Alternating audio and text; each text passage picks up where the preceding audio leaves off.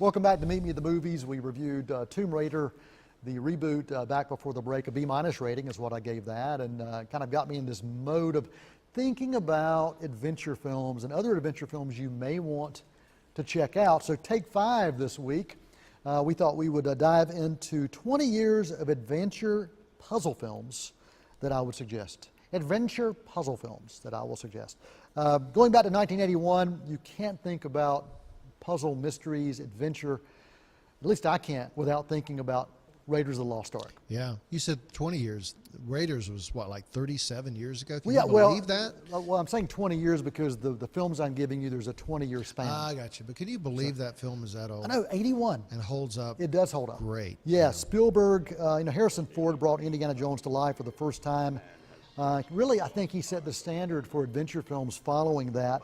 But it was really mirroring these adventure serial action films, short films of the 50s that Right. you would see on, when you go to the movie theater, you'd see these kind of serials, and they were designed to bring people into theaters that were leaving theaters because they were watching TV shows. Yeah, like every weekend they'd release a new chapter. A new chapter. Have a cliffhanger. Yeah. Have to wait a week and go back.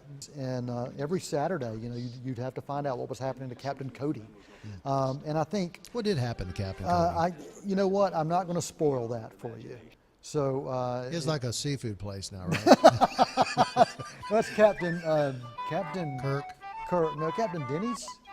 No, Captain D's. Captain D's. Yeah, okay. All right, Captain D's. My bad. My Not mistake. Captain Denny's. That's where the eyes have it for Tim Foster. That's right. Lawrence Kasdan wrote this, and Spielberg, of course, directed that. Raiders of the Lost Ark from 1981. The second film on the list of movies you've got to watch if you're into puzzle mystery films, Romancing the Stone from '84. The '80s were really good for these kind of films. This was really a love story that was an adventure story as well. Danny DeVito in this, Michael Douglas, Kathleen Turner, and Zemeckis directed this film. Yeah. What are your memories of that, thinking back? I didn't see it in the theater. I saw it when it hit VHS tape, and I enjoyed it. I mean, I'm not sure it would have been made had it not been for the success of Raiders just a couple years before. But I haven't seen it since either, but I have fond memories of it. I mean, I enjoyed it. Yeah, and it's one of those worth checking out just for the humor that's thrown in. And it was fun. Yeah. Just a fun film. That was Romancing the Stone. Another film from the 80s. Greg does not like this film. I don't get it. I don't get it. Goonies from 1985, produced by Spielberg, written by Chris Columbus. Not the guy who discovered America, or say discovered America, but the writer-director Christopher Columbus. Who directed the first 2 Harry Potter films. Yeah, and also if you look back and look at Home Alone, he was involved in Home Alone as well. Richard Donner directed this film. It's a family adventure that offers fun, some great one-liners, and a young Josh Brolin. I had forgotten that until I started researching it this weekend. He's gone on to do quite well. Oh, yeah. But Corey Feldman. 80s films, Corey Feldman was in like every other 80s film that was out there, especially ones that had a little cheese element to them. Yeah, you don't see him much anymore. You don't. But I don't get Goonies. It's all right. Yeah. We were talking during the break. I can't believe it's as popular as it is now. Still, this many years later, and I guess I'm just missing something. I don't know what. Yeah, and it also had Mama from Throw Mama from the Train. And Ramsey, who died right after that, I think. Yeah. So anyway, Goonies on the list of films I think you ought to see if you're into adventure action films. 2003, we're going to fast forward with Pirates of the Caribbean, The Curse of Black Pearl, Pirates, Treasures, Ghost Ships, and a rousing score from Hans Zimmer all come together in a film that really, I think, in many ways rebooted the meaning of adventure films and expectations for adventure films in the 2000s. The movie, 2 hours and 22 minutes long, really launched this franchise that's still alive 15 years later.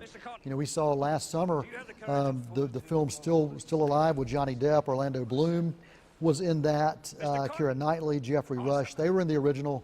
They did show up in part in this really kind of a reboot, I think, of the franchise while still continuing the storyline.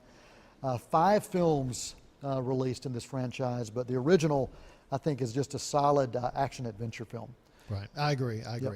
And National Treasure from 2004, Nicolas Cage, John Voight, Diane Kruger, and others come together The find that a lost treasure by following a hidden map on the back of the Declaration of Independence is something that anybody can do. You can just go get that Declaration of Independence, check it out. Not anyone. I tried. Yeah, you tried, got arrested, succeed.